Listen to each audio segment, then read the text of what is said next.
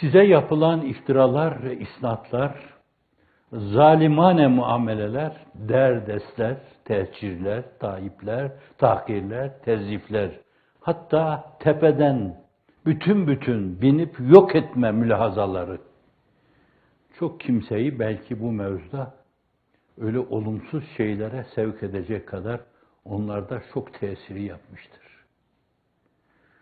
Dün bir hadise münasebetiyle Anadolu insanın en nezihlerinden 2 tanesi annelerinin cenazelerini iştirak ederken arkadan kelepçeli götürmeleri öyle rikkatıma dokundu. O mübarek Anadolu'da insanlık bu kadar mı sukut etti diye gözyaşlarımı tutamadım. Annelerinin cenazesi, vafaka şennun tabaka. Himler, şuleler emredince eseslerde yapıyorlar. Denaatin, şenaatin bu kadar çirkini yaşanmamıştır Anadolu'da. Ama bütün bunları bazı kimselerin karakterlerine verecek, halk ifadesiyle diyeyim, es geçeceksiniz. Yoksa her şeyi alır içinize dert ederseniz şayet, yapmanız gerekli olan şeyi yapamazsınız. Defaatle arz ettiğim gibi, bir tanesi, ben onu bir yönüyle hakkında böyle denen şeylere inanmıyor gibiydim. Bunlar fırak-ı dalle demesiyle taşlar yerine oturdu. Demek ki gerçekten dönmüş gibi görünmüş kılık kıyafetle. Fakat dönmeyip yerinde durduğunu fırak-ı dalle demek suretiyle tespit ediyor, tescil ediyor maşeri vicdanda. Allah gerçekten kendine dönmeye muvaffak eylesin diyeyim. Biz değil öyle sadece bir basit ilmihalle, onların öğrendikleri gibi kitapların fihristine bakarak, fişleyerek, işleyerek, ortaya kitap koyup kariyer yapan insan değil. Bir kitaba bakarken 30 kitapla müzakere ederek ehli sünnet vel cemaatin mübarek mülahazalarını zihinlerimizin bütün nöronlarına işlemek üzere işledik. Bir tek kelimeyle İmam Ebu Mansur'un Maturidi Hazretlerine veya Eşari Hazretlerine, Ebu Hanife Hazretlerine, İmam Malik Hazretlerine, Şafii Hazretlerine, Hanbeli Hazretlerine, Selefi Salihine senelerden beri hadisleri metnin kritiğini yaparak senelerden beri birkaç kitabı beraber bulundurarak, ricalin kritiğini yaparak, onlara sorsanız 10 tane insanın, hatta en büyükler o mevzuda uzman olan, ben bir şey söyleyeyim, belki sonra bakar öğrenir. Buhari'nin 1. hadisinin ravisi kimdir? Yemin ederim sorsanız bilmezler. Hem de o işte uzman geçinenler bilmezler. Nadanlar eder sohbeti nadanla telezzüz. Diplomayla olmuyor, divanelerin hemdemi divane gerektir. Size terör örgütü demek dünyada en garip bir isnattır. Paralel demek en garip bir isnattır. En garibini de kendini bilmez bir tanesi. Diplomalı cahil. Fırak-ı dalle demek suretiyle. Öyle bir denaet, öyle bir şenaat irtikab etti ki, yarın dayandığı kuvvetler, üzerinde bulunduğu blokaj, zulüm devam etmez. El küfrü yedun ve zulmü la yedun. Küfür mahkeme-i kübraya, madele-i ülyaya kalır. Zulüm gayretullah'a dokunduğunda onu yapanları beraber alır, seylaba kapılmışlar gibi sürüklenir giderler. Tarihe lekeli birer sayfa halinde intikal edeceklerdir. Ve dolayısıyla aldırmayın. Fakat binlerce insanı insanca yaşama haklarından mahrum eden, sureta dönmüş, kılcallara kadar sızmak suretiyle sızan onlar. Mübarek Anadolu insanının kılcallarına kadar sızmışlar. Kılcallara kadar sızan bu insanlar, yeryüzünde melekliği temsil eden insanlara karşı akla hayale gelmedik isnatta, iftirada, tezvirde, tahkirde, tezyifte bulunuyorlar. Kendi karakterlerini ortaya koyuyorlar. Bunu zaman gösterecek. Gelecek zaman gösterecek. Şu anda bile azıcık insanlıklarını unutmamışlarsa zannediyorum, o gelecekte zamanın göstermesinin karın ağrılarını çekmeye başlamışlardır bile. Hayalimde durumlarını canlandırırken bu türlü şeyler akıllarına geldikçe ya duvarlara yumruk vuruyorlardır veya bilmem neler gibi tekme atıyorlardır. Şu anda inanın, in tekunu te'lemun fe innehum ya'lemun kema te'lemun. Siz acı çekiyorsanız onlar da acı çekiyorlar. Ama siz Cenab-ı Hakk'ın rahmetinden engin şeyler umuyorsunuz. Çünkü şimdiye kadar yaptığınız şeyin karşılığında bir şey beklemediniz. 170 küsür ülkeye açıldınız. Zannediyorum, benim bildiğim arkadaşlarsa şayet, bizimkine gelince sadece cami kürsülerinden veya konferanslardan, teşvikten ibaret. Hatta bir dönemde darbe dedikleri, o emniyetçilerden, adliyecilerden 1/1000'ini tanımam. Ama daha ilk gece, işte o Ferzende-i Bine Mazi Cibali imamının hemen telefonda hemen derdest edin bu adamı. Yahu bu işi yapanlar emniyetçiler, sizin emniyetçileriniz. Dün savcısıyız deyip askerleri tutturduğunuz emniyetçileriniz. Takdir ettiğiniz, göklere çıkardığınız adliyecileriniz, hakimleriniz, savcılarınız. Ben yemin ederim, bunları daha sonra o televizyonlarda siz söyleyince simalarını gördüm, tanıdım. Hiç alakası yok. Fakat meselenin olduğu gece, paraların oradan oraya taşındığı gece, haramiliklerin setredilmeye çalışıldığı gece, rüşvetlerin ketmedilmeye çalışıldığı gece, bir kısım fetva eminlerinin de bunlar efendim rüşvet değil, hediyedir dediği gece, aynı gecede birdenbire hemen suçluyu bulup onu tecziye etmek, onu karalamak, öyle bir denaat, öyle bir şenaattir ki tarihte gavur bile yapmamıştır bunu. İkincisi, bir darbe planlanıyor. Öyle bir darbe ki başçavuşlar, onbaşılar, çavuşlar bile bir darbe planlasa evvela ne yaparlar? Gitseniz evde bu türlü şeyleri hiç bilmeyen benim bacılarıma, analarıma sorsanız derler ki yahu en evvela başbakanı, cumhurbaşkanını, bakanları filan derdest ederiz. Halkın üzerine tanklar sürüyorsunuz. Allah aşkına. Böyle komik bir darbe olmaz. Ama diplomasızlık gündemden düşürmek için,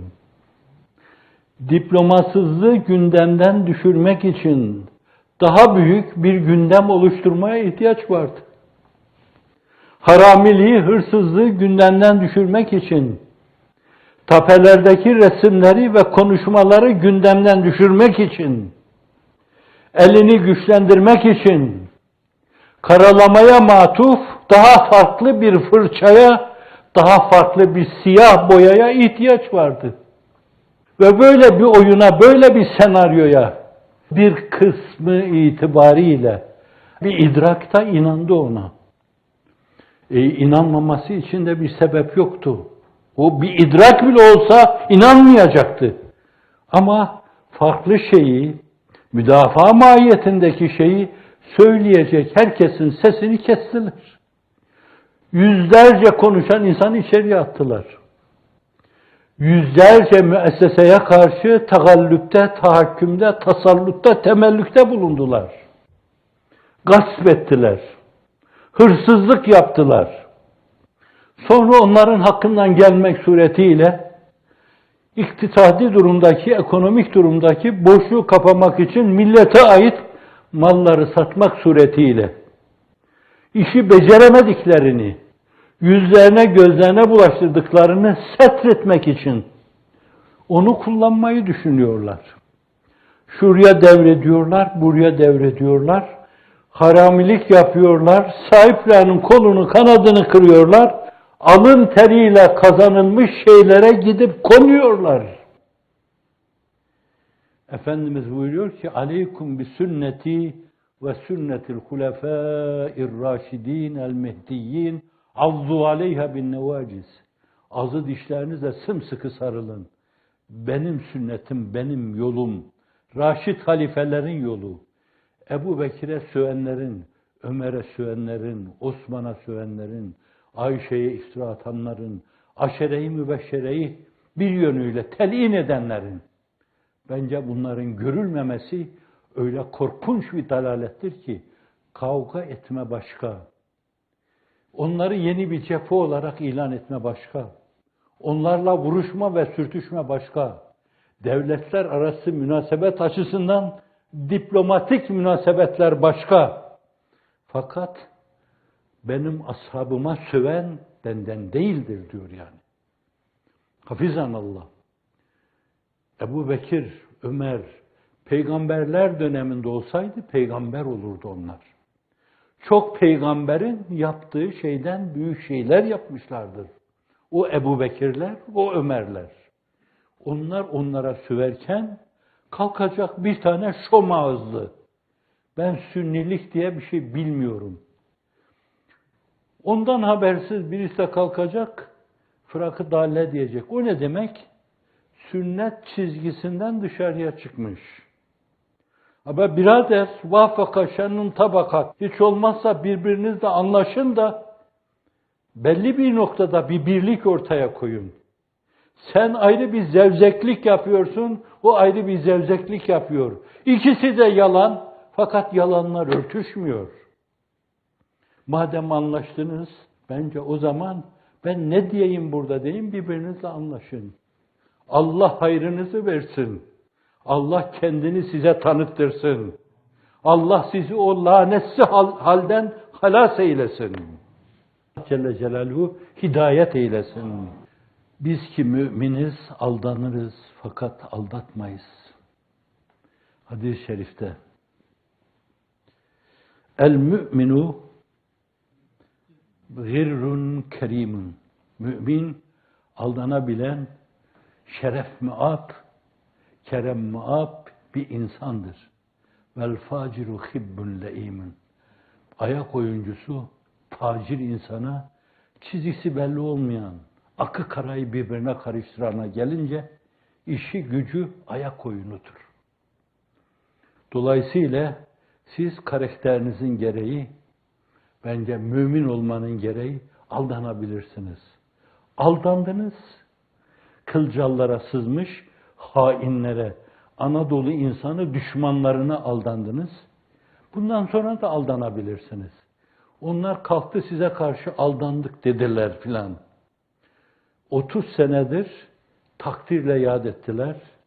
30 senedir dünya takdirle yad ediyor. Onların para dökerek kafa çalmaya, insan peylemeye çalışmalarına rağmen hala sadece bir yerde bir okulu kapatmaya muvaffak olabildiler. Yer değiştirme, kapatma değil. Yer değiştirme sadece. Bir yerden aldı, okulu başka bir yere koydular. O kadar. 30 senedir sizinle el ele, omuz omuza, diz dize, topuk topuğa namaz kılıyor gibi beraber bulunan ve ricali devlet çocuklarını o okullara koyduğu, o okullar, onların kapatılması için bütün güçlerini o istikamette seferber ettiler. Evet, harici elemanlarını seferber ettiler. Geçen de biri anlatıyordu, önemli bir yerde. Zavallı hariciyeci, vazifemden olurum diye. Paralel diye içeri atarlar korkusuyla. Onların hariciye vekilin önünde dize geliyor. Ne olur Allah aşkına benim geleceğimi düşünün, Bu okulları kapatın falan diye yalvarıyor. Oradaki adam da bu iş bize ait, siz burnunuzu her şeye sokmayın diyor. Evet. Burunlarını her şeye sokan insanlar burunlarından birer tenkir yumruğu yiyerek geriye döndüler. Bundan sonra da aynı şey olacaktır. Balkanlara dünya kadar para döktüler. Okulları medaris şeklinde vazife yapan okulları kapamak için ellerinden gelen her şeyi yaptılar. Allah Celle Celaluhu avene-i şeytana bugüne kadar fırsat vermedi. Bundan sonra da fırsat vermesin. Hizmet-i imaniye ve Kur'aniyeyi ehli sünnet vel cemaat çizgisinde devam ettirsin. Ehli sünnet çizgisinde hareket eden insanlara fırak-ı dalle diyen insanları da Allah Celle Celaluhu hidayet eylesin.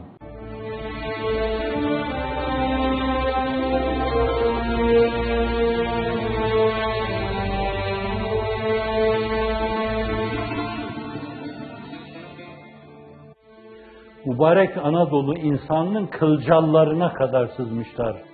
Kılcallara kadar sızan bu insanlar, yeryüzünde melekliği temsil eden insanlara karşı akla hayale gelmedik isnatta, iftirada, tezvirde, tahkirde, tezyifte bulunuyorlar. Bazen falanı öldüreceklerdi diye. Korkunç, kuyruklu bir yalan. Hep öteden beri böyle benim ailemle uğraşıyorlar. Kuyruklu bir yalan. Falanlar terör örgütü, kuyruklu bir yalan. Paralel, kuyruklu bir yalan. Ve bunun karşısında sesini çıkarmayan dilsiz şeytanlar. Bir tanesi, ben onu bir yönüyle hakkında böyle denen şeylere inanmıyor gibiydim. Bunlar fırak-ı dalle demesiyle taşlar yerine oturdu. Demek ki gerçekten dönmüş gibi görünmüş kılık kıyafetle. Fakat dönmeyip yerinde durduğunu fırak-ı dalle demek suretiyle tespit ediyor, tescil ediyor maşeri vicdanda. Biz değil öyle sadece bir basit ilmihalle, onların öğrendikleri gibi kitapların fihristine bakarak, fişleyerek, işleyerek, ortaya kitap koyup kariyer yapan insan değil. Bir kitaba bakarken 30 kitapla müzakere ederek ehli sünnet vel cemaatin mübarek mülahazalarını zihinlerimizin bütün nöronlarına işlemek üzere işledik. Ben bir şey söyleyeyim. Belki sonra bakar öğrenir. Buhari'nin 1. hadisinin ravisi kimdir? Yemin ederim sorsanız bilmezler. Hem de o işte uzman geçinenler bilmezler. Evet, size terör örgütü demek dünyada en garip bir isnattır. Paralel demek en garip bir isnattır. En garibini de kendini bilmez bir tanesi. Diplomalı cahil. Fırak-ı dalle demek suretiyle. Öyle bir denaet, öyle bir şenaat irtikab etti ki kime terörist diyor bu insanlar? O cemaat terörist olamaz. Ona terörist diyenler kendileri teröristtir. Çünkü onlar sızmışlardır. Başka yerden emirle gelmişlerdir. Evet, açık dedim. Yok Pervan, bir tek arzum var. Bunu bana yapanlar, bu hizmete yapanlar, idam sehpasına götürdükleri zaman tükürün o zalimlerin hayasız yüzlerine. Evvela kendim tüküreceğim.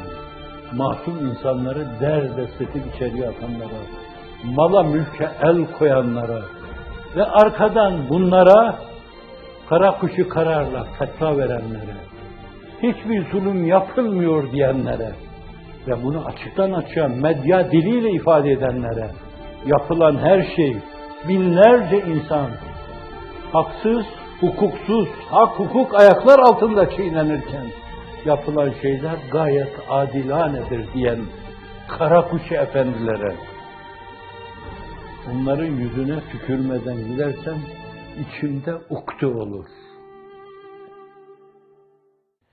Kime bu insanlar terörist diyorlar? Ben şu kaldırımlarda yürürken belki 100 defa, belki birkaç yüz defa amanın burada karınca olabilir. Dikkatli basın. Çevreme bakmadan yürüdüm hep. Yılanın belini kıran bir arkadaşımla bir ay konuşmadığımın burada şahitleri vardır. Bir gösteri yapmak için benim çadırımın etrafında dolaşan kampta yılanın belini kırdığından dolayı bir ay konuşmadım. Kime terörist diyor bu insanlar? O cemaat terörist olamaz. Ona terörist diyenler kendileri teröristtir. Çünkü onlar sızmışlardır. Başka yerden emirle gelmişlerdir. Ama bütün bunlar bir gün er geç ortaya çıkacak. Bugünün utanmazları o gün asa gibi iki büklüm olacak. Sizin yüzünüze bakamayacak hale gelecekler. O zift ceraidinde olanlar da, o türden ceraitle sizin aleyhinizde atıp tutanlar da, sizi karalamak için boyacılarda siyah boya bırakmayanlar da, hepsi ettiklerinin kat katıyla Allah tarafından cezalandırılacaklar. İnna Allah la yezlimun nas velakinnen nase enfusahum yazlimun. Allah kimseye zulmetmez. Fakat insanlar kendilerine zulmederler.